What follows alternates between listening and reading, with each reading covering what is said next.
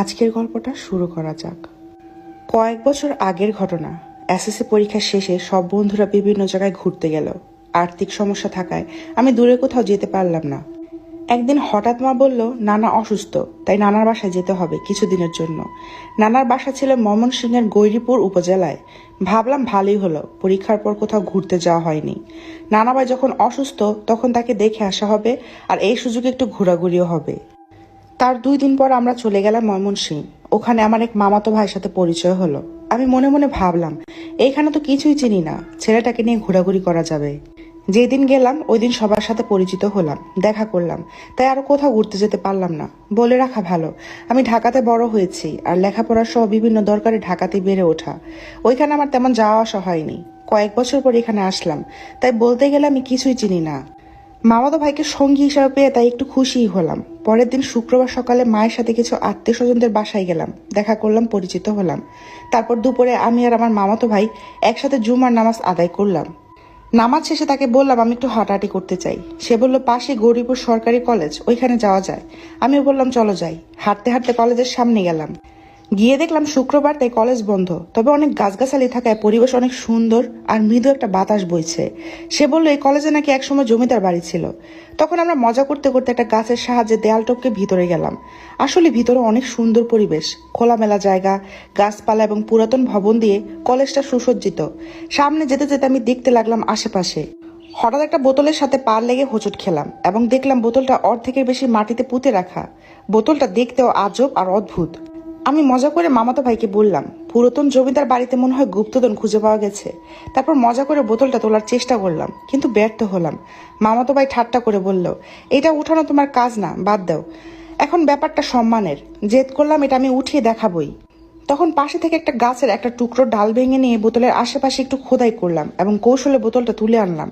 বোতলে কিছু ছেঁড়া কাগজ, কিছু সরষের দানা, আর কিছুই ছিল না। তবে আমি জিতে গেছি বোতলটা তুলে, এটা ভেবে খুশি হলাম।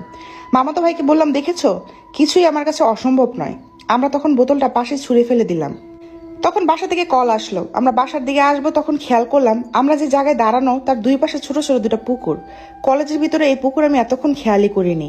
দেখলাম ডান পাশের পুকুরটা, ওইখানের সাথে একটা ছোট্ট গাছ, আর গাছে বসে আছে 20 থেকে 25 বছর একটা বয়সী মেয়ে। এলোমেলো চুল, নোংরা পোশাক, চেহারায় ক্ষতর চিহ্ন। সে গাছ থেকে নেমে পুকুরে পা দিয়ে পুকুরের পাড়ে বসে পড়লো। আমি মামাতো ভাইকে কিছু বলার আগে সে বলল বাসা থেকে রাগারাগি করতেছে, কারণ দুপুর গড়িয়ে গেছে আর আমরা এখনো বাসায় যাইনি, আর কিছু খাইও নেই। তখন আমরা তাড়াহুড়ো করে বাসায় ফিরতে লাগলাম।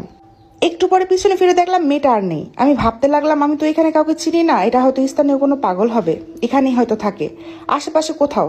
এসব ভাবতে ভাবতে বাসায় চলে গেলাম এবং এক পর্যায়ে ভুলে গেলাম এসব। আর এইসব কথা আর কে মনে রাখে।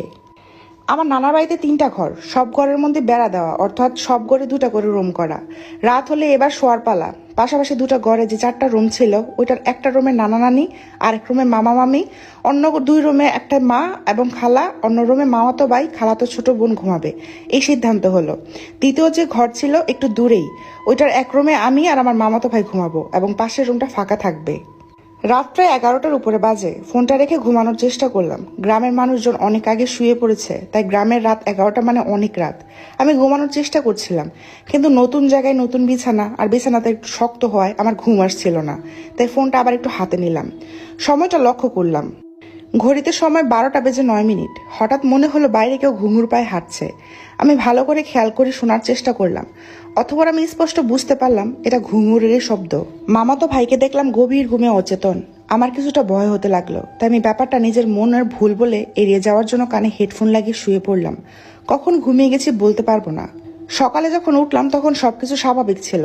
আমি কথাটা মামাতো ভাই আর মামিকে বললে তারা বলল আমার মনের ভুল এবং মজা নিল আমাকে নিয়ে। রাতে আবার ঘুমাতে গেলাম, আবার ঘুঙুরের শব্দে কানে ভেসে আসতে লাগলো। সময় দেখলাম 12টা বেজে 9 মিনিট। ওই দিন আর তেমন কিছু হলো না, ঘুমিয়ে গেলাম। তারপরের দিন আমি আগে আগে ঘুমিয়ে গেলাম। রাতে হঠাৎ ঘুম ভাঙলো কারো কান্নার শব্দে। কেউ আওয়াজ করে কান্না করছে।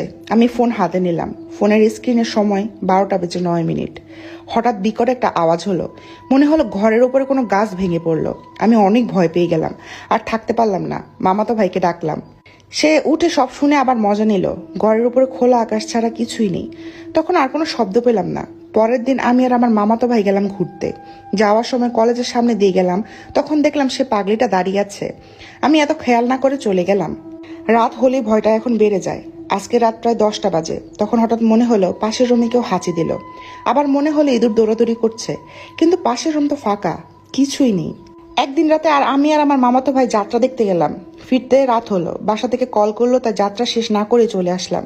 আমি বাসায় এসে হাত মুখ ধুয়ে ঘরে যাব, আমার মামাতো ভাই ততক্ষণে ঘরে চলে গেছে।